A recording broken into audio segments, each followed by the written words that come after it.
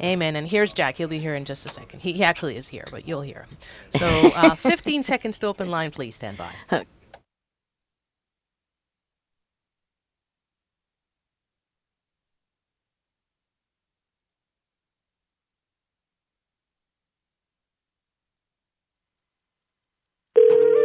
I feel very called to become a member of the Catholic Church. Love the Catholic Church. It's just the best place to be. From the studios of EWTN, this is Open Line. In North America, call toll-free 1-800-585-9396. That's 1-800-585-9396. Outside North America, call 1-205-271-2985. You can also send an email to openline@ewtn.com. A tremendous Tuesday to each and every one of you. Fasten your seatbelts. Barbara McGuigan is in the house, our very own pro-life warrior. If you'd like to talk to Barbara, the number's 1-800-585-9396. Toll free anywhere in North America. 1-800-585-9396. If you're outside the United States and Canada, your number is 1-205-271-2985. That's 1-205-271-2985. You can email us openline@ewtn.com, or you can text your question to Barbara. She is a 21st century kind of gal. Text the letters EWTN to 55000. Wait for a response. Text your first name and your question message, and data rates may apply. I'm Jack Williams. The lovely and talented Elena Rodriguez produces the program. Your call screeners, Mr. Matt Kubensky, and Jeff Burson, nice person, handling all of our social media endeavors. And our hostess, she is every single Tuesday, as I said, our very own pro-life warrior. Don't let her size fool you. She is not an action figure. She is indeed a pro-life warrior. Barbara McGwigan. Barbara, how are you? Oh, my goodness.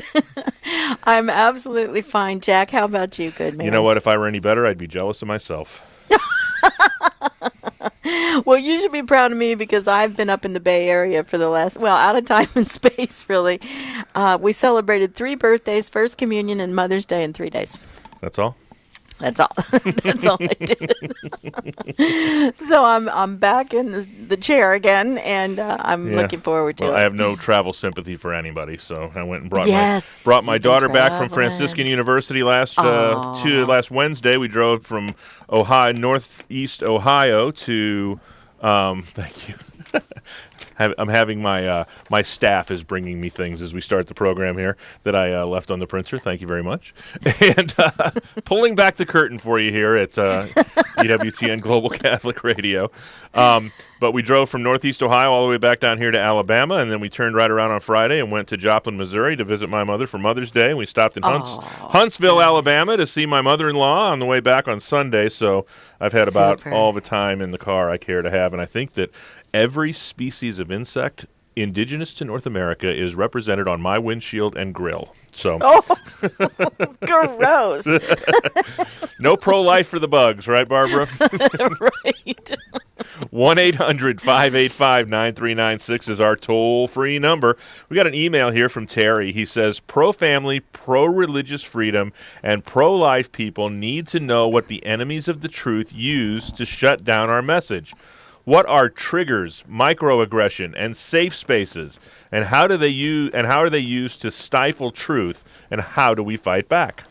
That's a good one. I want to thank Terry for his very insightful email. In fact, this serious problem has been on my mind for a very long time, like 12 years ago when I wrote a talk called Ephesians 6 for Women, Putting on the Full Armor of God. And when we began to study how to put on the breastplate of righteousness, I was saying the words like righteousness don't really sit too well on the ear these days. If we say, for example, Cindy is a righteous person, we generally do so in sarcasm. Cindy is usually a judgmental sort of person whom many avoid like the plague. But this sort of rigidity is not at all what moves the biblical writers to poetry about blamelessness and walking in the way of the Lord. Rather, for them, the righteous or blameless person is above all the free, blessed, and deeply happy person. Because, I'm speaking to women here, she lives in reality, but men too, she is right with God, and therefore balanced and healthy. A prominent picture of that blameless happiness in our deeply unhappy age is none other than the child. So I ask the question, who gives the secure and confident child the ability to exhibit that blameless happiness?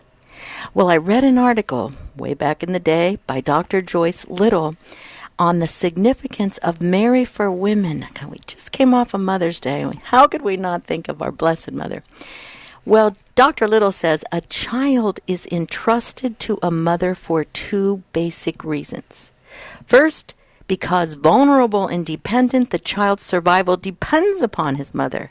Second, a child is entrusted to a mother in order that he might, through her, come to know the larger world into which he must himself someday go. You're going to get where I'm going here. Motherhood is, in the strictest sense of the word, mediation. For mothers are always called to point their children beyond themselves, not only into the world and into a community of people, but into the maturity of adulthood. Women are called to bear men and women into the world, not perpetual adolescents who've been so catered to and coddled that they're afraid to grow up.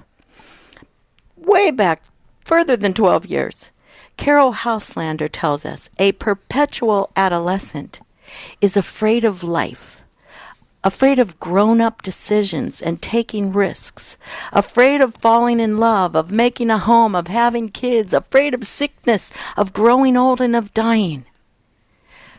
The child is entrusted to his mother in order that he might know beyond her what can and cannot be trusted.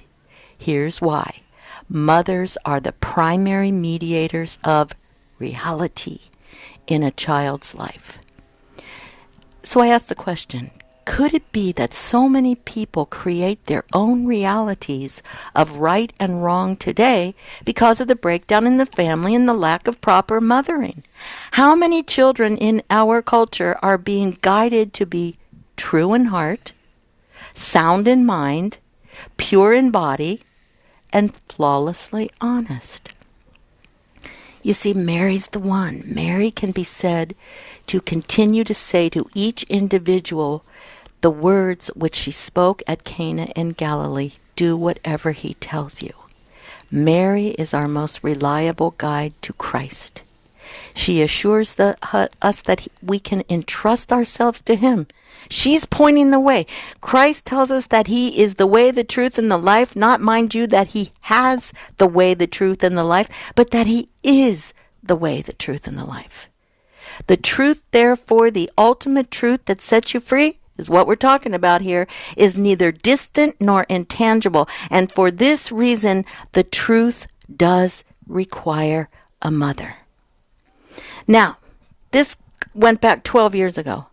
My first concern was and still is that if womanhood, motherhood, and the crucible are not embraced by women in our culture, how will their children ever be stable enough to cope with the trials and tribs of life if they're not grounded in the truth? My second concern that I share with Terry was and still is, in order to protect these children who were not raised to be men and women through no fault of their own, these perpetual adolescents who must be protected by safe spaces and are so fearful of reality that they must be guarded against triggers and shielded from so-called microaggressions to avoid traumatic breakdowns. What will happen to freedom of speech? No free society can possibly endure without the constitutional and legal protection of free speech. We know that, in spite of the good intentions of those who believe in safe spaces. The idea of the safe space is inherently totalitarian, a threat to free speech, to freedom to inquire. You can't even inquire anymore. And a threat to democracy itself. Now, I want you to recall something that happened, I'm pretty sure it was last year, at Yale, when a faculty member, after the administration advised that no one could wear an offensive Halloween costume. You remember that, Jack? Oh, yeah. And when another faculty member called on the administration, and this is the quote, I thought the way they talk is great, to reflect more transparently on whether it is a good idea for administrators to tell students how to dress up for Halloween. When her response caused such an uproar, she sent her senior faculty member and husband to deal with the protesting students outside. Plenty of videos on this. This poor man had obscenities screamed at him, and one young woman with the foul mouth demanded that her university be a home and a safe space. This poor faculty member was at the receiving end of this angry mob who was made to feel incredibly unsafe by those promoting safe spaces. And one writer said, diversity and disagreement are never altogether comfortable, and they can never be made perfectly safe. And if you think about it, even if all diversity and disagreement is abolished by rule or by chaos, there will always be new disagreements provoking new anxieties. I think I mentioned this last week. Aristotle said it is the mark of an educated mind to be able to entertain a thought without accepting it. How will there be peace? By learning how to deal with legitimate triggers. For example, a person who has experienced a serious real trauma. Triggers can be real, of course. For this person, the solution is not to shut themselves off to any experience that is uncomfortable for them. Let a trigger give them a heads up that they can approach what is coming and prepare themselves to face whatever comes to them, the trauma, put it in perspective, or face the opposition or the fear or the confusion and come back to the here and now, to reality. You don't shut down free speech and ultimately truth, because that's the problem, which seems to be the design of those who devise the terms microaggression, which is any act or word or situation where someone might become offended. Devise the term microaggression, devise the term trigger warnings, and the term safe spaces where you can go to color or pet puppies and drink hot chocolate to be soothed. So how do we fight back all of this? Because this is what Terry asked. How do we fight back? All who are formed in everything that is good and true and beautiful must charitably and patiently continue to speak the truth boldly. The Holy Spirit gives us the words, Christ gives us the proper demeanor, and the Father instills in us the necessary understanding that conflicted souls are His children too. And I pray that their mothers will try to reset how their poor kids are responding when they get into even high school and university. 1-800-585-9396 is our toll-free number. Just getting started on EWTN's Open Line Tuesday. Our very own pro-life warrior, Barbara McGwigan, is in the house. She'd love to hear from you. 1-800-585-9396. Open Line Tuesday with Barbara McGwigan.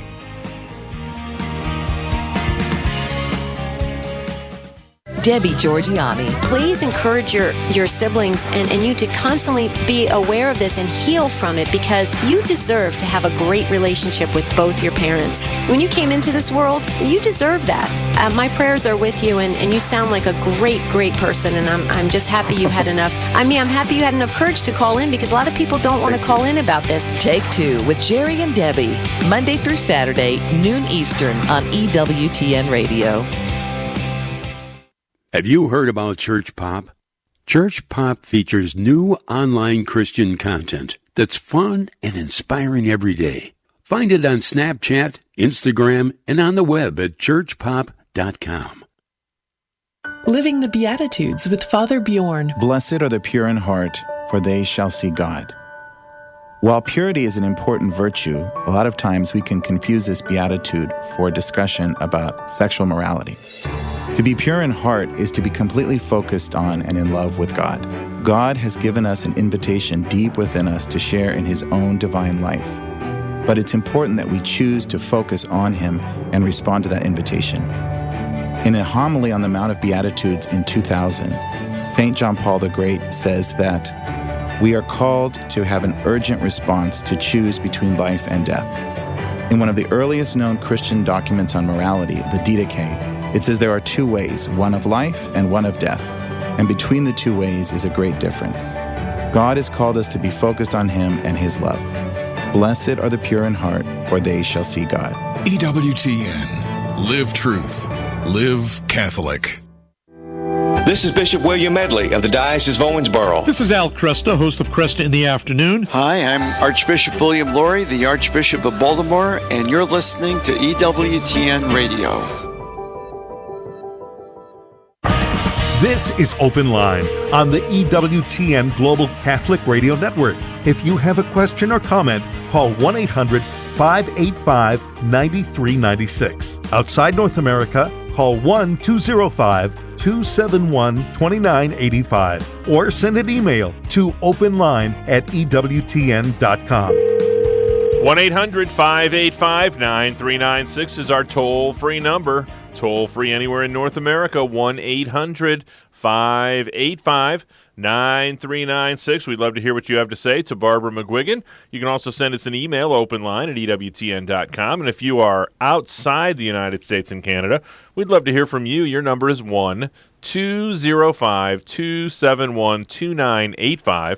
That's country code 1-205-271-2985. And you can also text Barbara your question. Text the letters EWTN to 55000. Wait for a response. Type your first name and your question, message, and data rates may apply. You know, Barbara, you read from Ephesians chapter 6, and I don't know if you knew this or not, but Ephesians chapter 6 was once cited by Mother Angelica as one of her motivations for starting the shortwave radio network. Is that right? No kidding. She did. Now, she didn't focus on the armor of God. She focused on the battle taking place in the heavenlies. And she thought that if she could send the word into that battle, that even if no one heard it, it would be doing something for the kingdom. It's such a good scripture, and I wanted to apply this to we women, because if we don't do our part, the men can't do theirs. You know, I mean, it's just such an important thing. And now we're seeing all of these kids coming through university, and my goodness, they are not all just shouting for safe spaces. That's not the way it works. But so many of our kids today, you know, we had a teacher say the other day that she was just so exasperated because her students were always telling her how they feel. And she said, you know, I want to know what they think.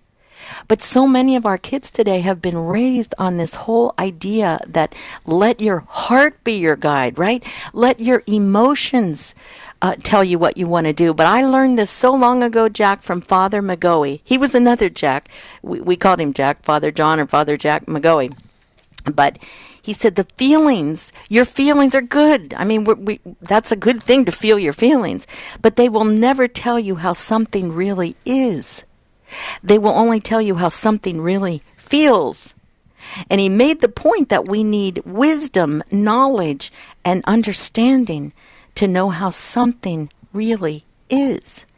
And so this is why I think a lot of this is happening in academia today, because logic and reasoning, I mean, you watch these kids not so much in the riots, I mean, they're rioting, so you can't really, but try to have a debate with them.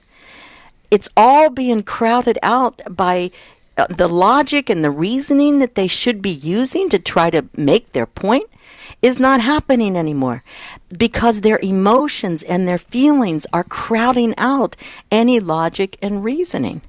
So, I love the way Father McGoey taught me and everyone who read his books, that the emotionally mature person, okay, which we all like to feel that we are, they may feel unloved, but they believe they are loved. They may feel inadequate, but know they are competent, right? I mean, we've all felt that way. You can feel very angry, like these kids do, but you reason and you use your logic and your virtue to say, well, I'm feeling angry, but I'm going to be patient. You can even feel hateful sometimes, but you love even your enemies. You can feel jealous, but you're kind to all. You can feel sexual, but you are chaste. I ran with this one all the time. You can feel lazy, but you work hard. You can feel hungry, but you fast, diet, or eat moderately, right? You can feel very fearful, but you act bravely. Weak and timid, but you stand up for principle.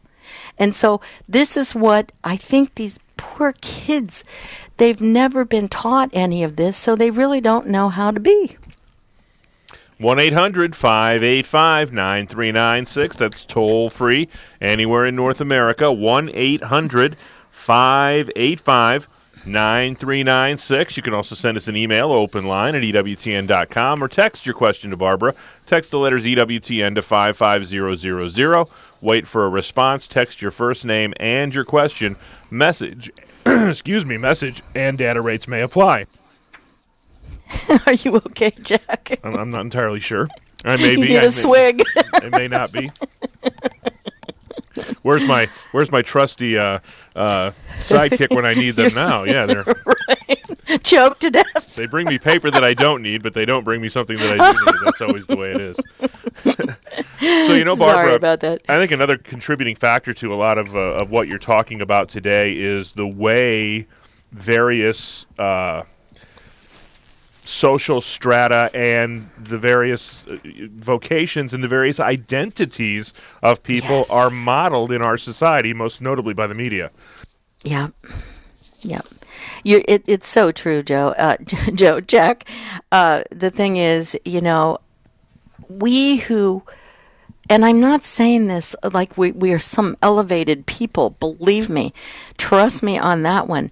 All of us who have had truth taught to us, maybe first by, and I'm not even saying formally, but I'm saying, by their own parents, right? They have the confidence that they need. Why? Because our role model for Catholic students is Jesus. He's our role model. When I said before that he gives us the demeanor that we need, right? Love is patient, love is kind. He certainly was. But he got to the point sometimes with the Pharisees where, he really told them. He told them because they were not doing what they were supposed to be doing. And so, students that have had traditional Catholic identity, they are going to these schools, these beautiful Catholic universities that are teaching them all of this. And you know what? They have no mention, for example, at Thomas Aquinas College right here in my neck of the woods. Well, it's up north more. But they have these classical educations behind them. There's no mention of safe spaces. There's no mention of microaggression. None of this. Because they have the confidence to know how to be. My heart breaks for some of these kids anymore that are not being given this. I know people are getting ready to get their kids enrolled in different universities. I beg you to look beyond the ivy and get them in a great books program. It does wonders for them. Really does. Like where your daughter is at Steubenville. She will get it all. She will indeed. 1-800-585-9396. Our first caller today is Marty in Houston, Texas, listening on Guadalupe Radio. Marty, you're on with Barbara McGuigan. Hi, Marty. Barbara. Hi. Thank you for taking my call. I have a question, Barbara. Sure. I know our Lord says for us to love our enemies and things, but I saw something last week. I don't know if you heard about it, but Jimmy Kimmel just had a new baby. Yes, I know. Issue, and they had to fix it. And he was crying and on his show, I'm telling about the baby, which I can totally understand. But in my mind, I was sitting there watching that and saying, here's a man that's with a political group that will kill children, yet when it comes to his child, he's crying. Is that wrong for me to think that way? Well, in a sense, because you don't know where he's coming from when it comes to the pro-life issue, do you? He may be very pro-life. I have a sense that he is. Oh, I thought he was Democrat, was with the Democrat because they're always, knocking Trump. That's why I just assumed he was Democrat. Well, I mean, we all assume things, but... that wouldn't necessarily make him not pro-life anyway. No, that wouldn't make him not... And, sometimes I know people who work in Hollywood that are very pro-life, and sometimes they come out and they say it, but a lot of times they will lose their income if they do not kind of toe the line. But it's never good to assume. I do think that Jimmy Kimmel, God permits us to go through certain trials because it makes us wake up. If he wasn't pro-life, I'm sure he's very pro-life now, and that was kind of his way of standing up for life. Open Line Tuesday with our very own Barbara McGuigan.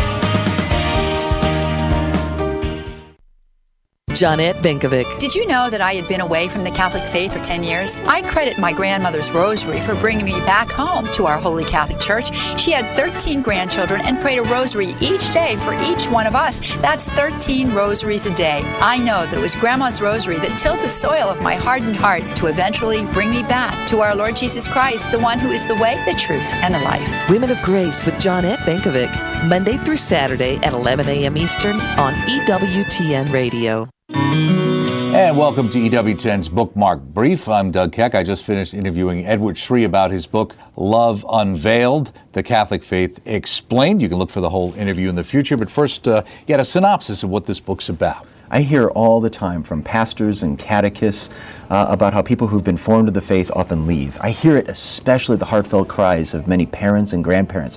Why do my kids not practice the faith anymore? We gave them good doctrine. We sent them to schools. They were confirmed. What happened? And I think we have to remember the great parable of the sower. It's not enough just to sow the seed. We have to be mindful of the soil in which the seed is landing. And in our culture today, it's not enough just to pass on Orthodox doctrine. We need to do that. But we also need to be mindful of what are those weeds out there. And that's what I try to go after in this book, Love Unveiled. Very good. That's Edward Shree, author of Love Unveiled, published by Ignatius Press, available through the EWTN Religious Catalog. Look for the complete interview coming here on EWTN. And that has been another EWTN Bookmark Brief. You know what Catholic radio is? It's training for the troops. It's a interaural of the ear boot camp. The folks who listen, who grow in their faith, grow in charity, grow in all the virtues, they then go out and exert an influence far beyond just themselves. Catholic radio has an exponential effect for bringing people deeper into the faith. Dr. Ray Guarendi thinks Catholic radio is important. So should you. This is Open Line on the EWTN Global Catholic Radio Network. If you have a question or comment, call 1-800-585-9396. Outside North America, call 1-205-271-2985 or send an email to openline@ewtn.com. 1-800-585-9396 is our toll-free number if you want to talk to Barbara McGwigan, who is in her safe space trying to avoid triggers. 1-800-585-9396 is our toll-free number. A couple of lines open for you right now. You can also send us an email, openline@ewtn.com. And you can also text your question to Barbara. Send us a text. Text the letters EWTN to 55000. Wait for a response. Text your first name and your question. Message and data rates may apply.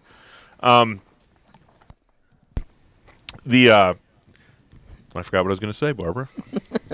You want to do another email? I had something very profound to say. Oh, you did? Oh, Yeah. my goodness. Well, then we'll all wait. It'll come back to me. Yeah, that's compelling radio. Well, this guy tries to remember what he thought of like 2 seconds ago. Goodness. We do have another one here from Matthew who says, "Good afternoon, pro-life warriors of Open Line Tuesday. Hey. I hope and pray y'all are well in glorious Irondale. It's beautiful country out there. I made a pilgrimage to Hanceville to pray for the repose of Mother Angelica's soul on my return trip from Menominee Falls, Wisconsin to St. Mary's, Georgia after visiting my family for Easter. Thank you for all your ministry, vocation, and faithfulness. Anyway, my question is probably your most common one. How do you defend life and condemn abortion in cases of rape and incest? I'm pro-life through and through in all cases.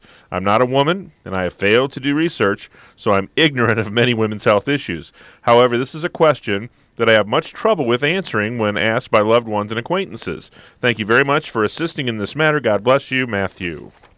Well, thanks for your question, Matthew, and you are right. It is probably the most common question because our culture would like to think that the majority of abortions are caused by rape and incest, which is simply not the case. Even the Guttmacher Institute, which is the research arm of Planned Parenthood, gives this statistic.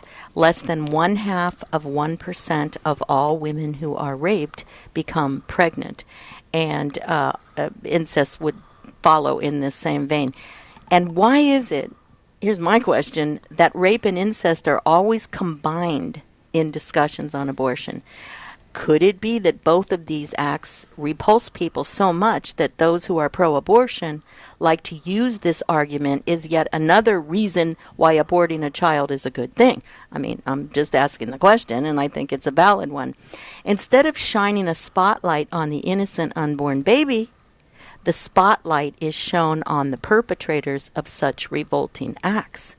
So I want to look at this situation logically.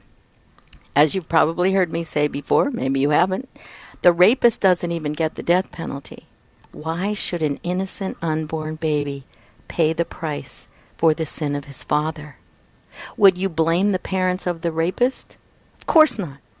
No culpability there, and since the unborn baby hasn't even been created yet, why punish the children conceived in rape, although very rare, and deprive them of a beautiful life? Once a child exists, it doesn't matter how the child was conceived. The child has been in the mind and heart of God from all eternity and through all eternity, just like the rest of us. God knows all things, and he will work good out of all things for those who love him. Now, Father Marx used to always say, talk about how there are countries who have pro-life laws, but with exceptions for babies conceived in rape or incest. He used to say that in these countries, suddenly women are very easily raped. In other words, how do you differentiate between a true rape victim and an abortion-minded person who lies? Nonetheless, rape is a traumatic crime. Why compound one traumatic crime with another traumatic crime of murder by abortion? This mother needs to be surrounded with love and compassion, not plagued by nightmares, guilt, and shame that both raped and aborted mothers sometimes experience. This mother needs loving care for her and for the life forming inside of her. Caring for the victim of rape cannot justify killing innocent life, whether or not the woman, now a mother, desires an abortion. Murder is not a solution for this mother, and we know this from evidence that aborted mothers are physically, psychologically, and spiritually harmed in the long term. And yet some people look at abortion after rape as kind of murder as therapy. Therapy heals. Abortion never heals. Abortion never erases the sad fact that the woman happened to be a rape victim. So we reach out to victims of rape or incest. It's very rare, with sympathy, with compassion, but we must deal with such tragedies in the appropriate manner. A negative event should be handled with a positive response, and killing an unborn baby is not and never can be a positive response. Matthew mentioned that he had had a visit to the Shrine of the Most Blessed Sacrament in Hanceville as he was making on his travels here last summer or last fall, and if you're looking for a unique setting for a spiritual renewal, consider the Shrine of the Most Blessed Sacrament. It's a great pilgrimage location. You can visit the final resting place of Mother Angelica, just as Matthew did. And you can also tour the EWTN campus here in Irondale, just an hour further south. You can start your Catholic pilgrimage today with EWTN by calling 205-271-2966. That's 205-271-2966. We have a text from Diane, and she says, Barbara, if these college kids just haven't been taught correctly, where did we fail in our teaching? Ooh, that's a very good question. And, it's not that everyone or anyone intends to cause their children to fail. And sometimes children can have everything that the other kids had, and they still make choices that are very difficult ones for them, which cause great trials for them in life. You often see that kids in the same family that will make absolutely. I have it in my own. Very different choices, yeah. I have it in my own. And so that's the whole thing. But if you form them in virtue and grace, you can almost be assured. And I say almost because generally kids that have been formed in truth, even though they may step away from it at times, possibly because they got into a bad crowd, the environment they were in, whatever, there are many different reasons, weakness, whatever, sometimes these kids will return to the truth. I have one who has been a challenge my entire married life, and she's starting to come around slowly but surely. I always think of that. This is not even funny, but I always think when I say that, there was a Lucille Oball's show where she said, slowly I turn step by step. And that's the way I look at one of my daughters because, but then again, she refused. She refused to go to the colleges that our other children went to, where they would grow in virtue and grace. She went all through Catholic school, Catholic high school, but she had a very strong will. And there's nothing a parent can really do about that because we do the best we can. We bring them up in the best way that we can. And sometimes they will come to the point where they will be making their own choices. And so we have to sometimes help them pick up the pieces. We never turn them away. We never cut them off. Oh, you might want to. Trust me, I know what that feeling is like. But we know better. And we know that if we cut them off, we cannot be an influence on them any longer. So that's my best answer. Jack, you got anything to add to it? I don't think so. 1-800-585-9396 is our toll-free number. It should be noted that, there certainly is a possibility to grow in your spirituality without being in a Catholic education environment. That's true. But there are certainly different challenges that would befall the person who tried to do that. And I'd always, our Catholic education system is certainly far from perfect. But usually whenever I've spoken with people about such things, I've always said that, at the end of the day, regardless of what shortcomings may be there, and these are things certainly that we can work on and strive to make better, but the fact that the Blessed Sacrament is truly present in the tabernacle on the campus of that high school is really reason enough, quite frankly, to consider having your student in that particular environment. It's true. I mean, just think of this. I mean, if you go to a college or university, or even if you live in a country where there's no discussion allowed or a very perverse discussion of God, where they blaspheme God, they're heretics sometimes who you find as your professors, right? Okay, it's going to be very difficult unless your child has been formed well, unless they have deep formation. Because suddenly they're getting all of this other input, they have to know how to handle it. Those shows that have been out, some of the Christian movies that have been put out about a professor, who, he was an atheist. And this dear Christian, do you remember that show, Jack? I can't remember the name of the movie. But he was trying to say that something about dropping a piece of chalk, that God cannot make that chalk not hit the ground or something like that, forget it. Scratch that. It was a good movie, though. I'm feeling better about forgetting my idea earlier before I started speaking. I will tell you that. Oh, wasn't that profound? Oh, goodness. Couple of lines open for you at 1-800-585-9396. That's toll free anywhere in North America. 1-800-585-9396. If you're outside the United States and Canada, your number's 1-205-271-2985. And we'll put you straight to the front of the line at 1-205-271-2985. You know, Barbara, I have a book that I want to write. I want to. It's just. It'll be very easy to read, and it will just be various beginnings to the sentence, and the end of the sentence would be the same for every statement in the book, and the end of the sentence would be, "And America was a better place." Aww. When you think about That's a good idea, Jack. all the things that have taken place in the interest of progressive thinking, and look at where America was. Non-thinking. Look at where America was, not only domestically but internationally, when we were living under these so-called oppressive lifestyles of the 40s, 50s, even the early 60s. And that's just it. I mean, if you don't have God, you can't have ethics. You can't have real solidarity. My son taught at a school up in the Bay Area where diversity, this whole thing, and everyone was in their own little group, right? They'd have a basketball game, but nobody would come unless you played basketball or your parents, right?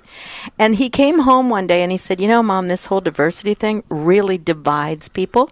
He said, Christ is what unites them.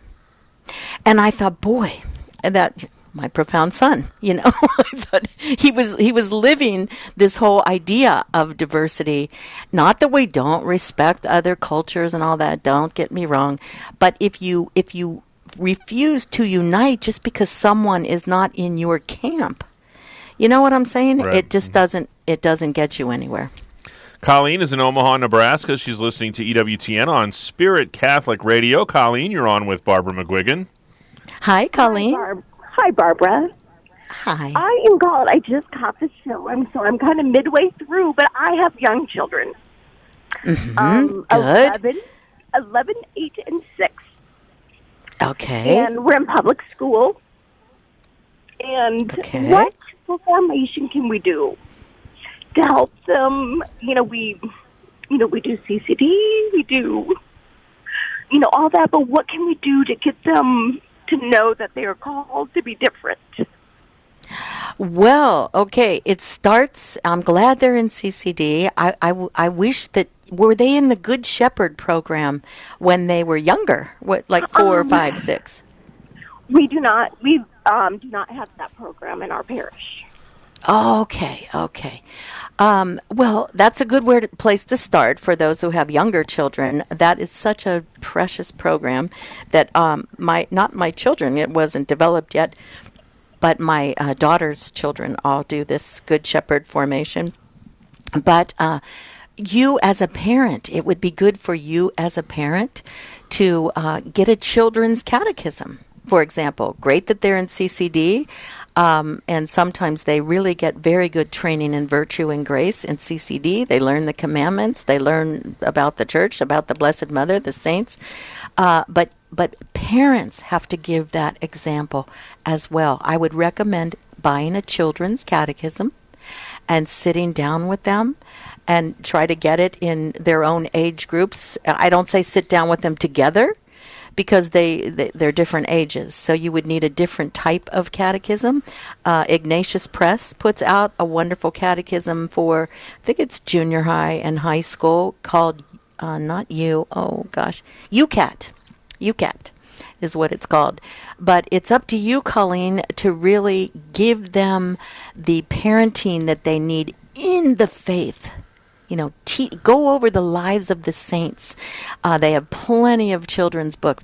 We have the 100 Years of Fatima right now, the 100th anniversary.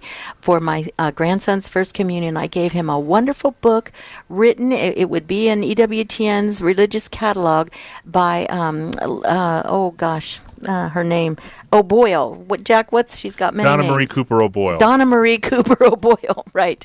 She wrote a wonderful book on Fatima. Get that book. And it is a wonderful book, and it teaches. There's a lot of catechism in there as well. Okay? All right, thanks so much. And you know what else, Colleen? So the best thing you can do for the formation of your children in the faith is cultivate your own relationship with Christ and love their Father. Amen. That is a beautiful thing, Jack. God bless you, Colleen. Appreciate the phone call. You. Yes, ma'am. 1-800-585-9396 is our toll-free number. Sergio's in Ypsilanti, Michigan, listening to EWTN on Ave Maria Radio. Sergio, you're on with Barbara McGuigan. Hi, Sergio. Hello, Barbara. How can I help? Fine, thanks. How about you, good man? Yes, good. In reference to the movie earlier, I believe it's called God's Not Dead. God's Not Dead. You're right. That's the name of the movie. God's Not Dead. That would be a good one to watch, wouldn't it be, to talk about that whole movie with your children. It would be good. Thank you, Sergio, for that input. Yeah. How can I help you now, good man? Okay, so I've worked in the industry since I was about 15, in the service industry with food, and I've grown a deep love for it. Oh, good. Yeah, and unfortunately in this industry, there's a lot of people that fall into the bad habits of the industry, heavy drinking, smoking cigarettes. It's a very destructive habits that people get into. And sometimes I felt like I had to get away from that because it had an influence on me. But as my faith grows bigger and better, I feel like I should be kind of like the person that brings the light of God to the people in this industry. Just because it's so dark here, but Opus Dei, the work of God. Opus Dei. Yeah. Do you have that in Ypsilanti, Michigan? Yes. You have Opus Dei? Oh, I'm not sure what that is. It's a group where you would attend circles once a week, with other men, and a priest leads it, an Opus Dei priest. I mean, this is just what comes to my mind because this is what I'm very familiar with.